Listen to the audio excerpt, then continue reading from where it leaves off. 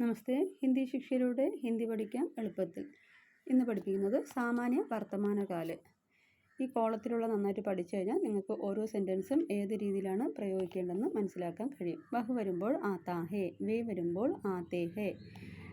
വഹ് പുല്ലിംഗമാണ്, അപ്പോൾ വഹ് ആത്താ ഹേ. വേ പുല്ലിംഗത്തിൽ വരുമ്പോൾ വേ ആത്തേ ഹേ.